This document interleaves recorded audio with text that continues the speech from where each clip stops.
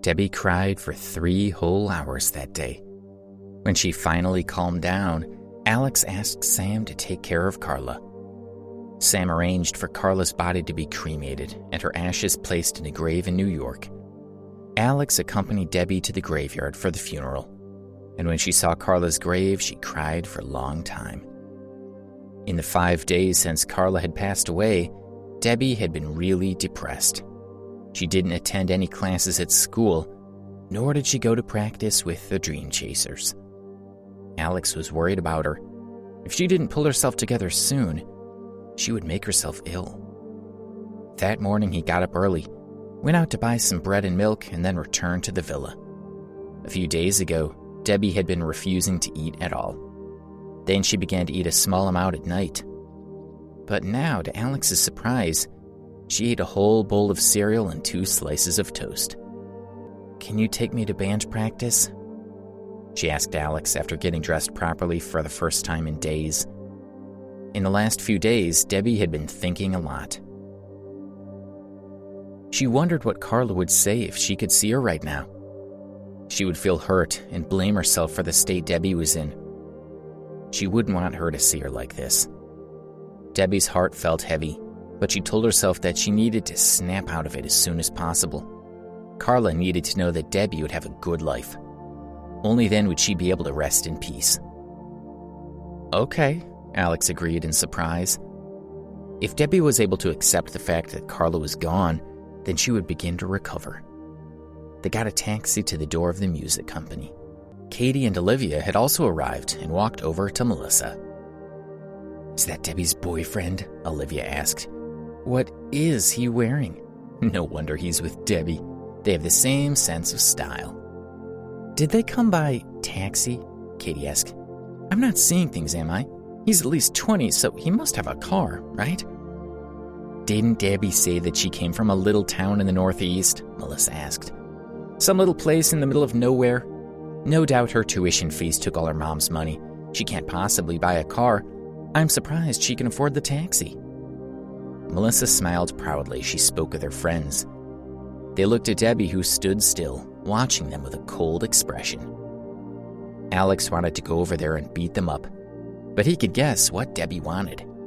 After all, they were in the same band, and she didn't want to make things worse. Besides, now that she had calmed down, he didn't want to upset her again. In any case, there would be plenty of opportunities in the future, so there was no need to do anything rash. Melissa and the others arrogantly walked through the main entrance. A Mercedes stopped at the side of the road, and a short-haired girl got out of the car. It was Rita, the girl he had previously met in the practice room. Rita saw Debbie and Alex, and she walked over to meet them. "You came," Rita said, looking at Debbie with a hint of concern.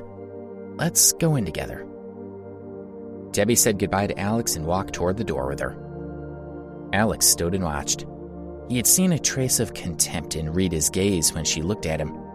Combined with the way she looked at Debbie, it seemed that she didn't think him worthy of her. She looked down on him because she didn't think he could protect Debbie. He couldn't help but feel bitter. He took a taxi back to school. On the way, he thought about making some changes to help Debbie. At the very least, he should scare Melissa and the other girls a little. Although Alex was not the type of person who liked to brag, he would be willing to do so if it would protect Debbie. Didn't they just laugh at me for not having a car and ridicule Debbie for taking a taxi? He thought. Well, I'll make sure they see Debbie riding in a luxury car. He didn't know why the he had ordered hadn't arrived yet. He should call and ask. 2 beautiful young women were wandering around the campus of Preston University. One of them was Kelly Phillips, the girl who had been blocking Alex's way when he drove to the hospital to see Debbie's mother. That night, Kelly had been cornered by Henry, who wanted her to agree to a date.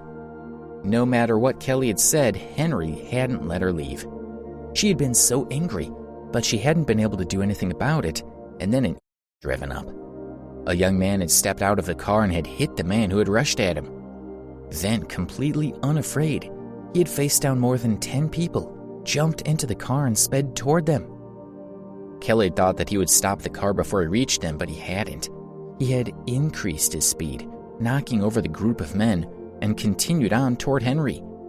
She had been scared when she had seen the car speeding toward her. She had covered her ears, closed her eyes, and screamed out loud. But then her nervousness and fear had been replaced by excitement. She had felt like a princess, and the man who had been driving the car had been her prince coming to her rescue. As she recalled his face, she felt extremely happy. From that day onward, she had begun searching for traces of the man within New York City. Eventually, she had discovered that he was probably a student at Preston University. So she had come here to search for him, but she still hadn't found him. "Kelly, are you sure he's a student?" asked her friend Sharon Williams. "How could one simple student have defeated so many people? It would take some nerve to drive into people like that." She was exhausted from Kelly dragging her around the city to look for this man.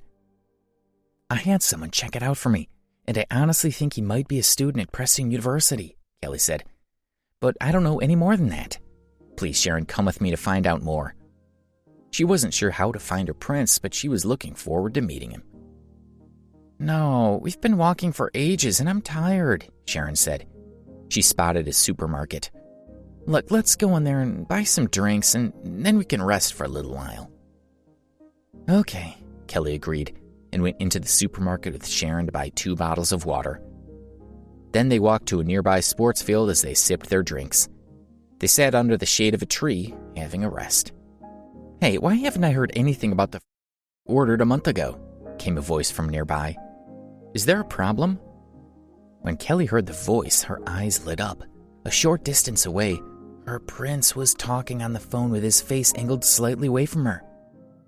"What's taking so long?" he demanded. "I'll give you an extra $100,000 if you can deliver the car within 10 days. Can you do that?" He paused for a moment. "Okay, I'll transfer the money now, and I expect the car to be delivered as soon as possible." Kelly and Sharon slowly walked over to Alex. When Kelly saw his face, she was sure that he was the man who had been driving the car that night. She was elated. But now that Alex was on the phone, she didn't dare to disturb him.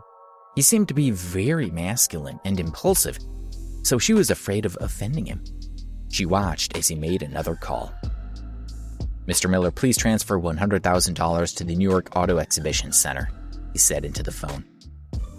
"Kelly, is that really the man who saved you that night?" Sharon whispered. "I think maybe there's something wrong with him." She looked him over. He was a university student who was dressed in ordinary clothes and didn't look at all rich. And yet he had just been casually discussing something about $100,000. What was wrong with him? "I'll help you meet him," Sharon said, rolling her eyes, and walked towards Alex. Alex ended the call. As he was about to leave, he noticed various students all sneering at him. They had heard what he had said on the phone and thought he was crazy. Alex shook his head and smiled lightly. They could think about what they liked. "Hello. My custom-made which costs $3 million has not been delivered yet," the girl said, speaking into her phone. "What? 4 months? No, bring the car to me within 10 days. I'll add $100,000. I must have that car." Alex looked at her speechlessly. The girl was mocking him. He went to walk around her, but she was still blocking his path. Alex was very angry. He didn't even know this girl, so why was she teasing him? "Please step aside," Alex said, suppressing his anger. "Can't you see I'm on the phone?" The girl glared at Alex. He tried to walk around her again, but she continued to block his way and wouldn't let him pass. "Sharon, stop joking around," Kelly said, walking over with an embarrassed expression. After Alex's actions that night, Sharon was playing with fire. Of course, Kelly also didn't want her friend to tease the prince who had saved her. Please subscribe to the Pocket FM YouTube channel and press the bell icon for instant notification. Check out our channel for more such exciting shows.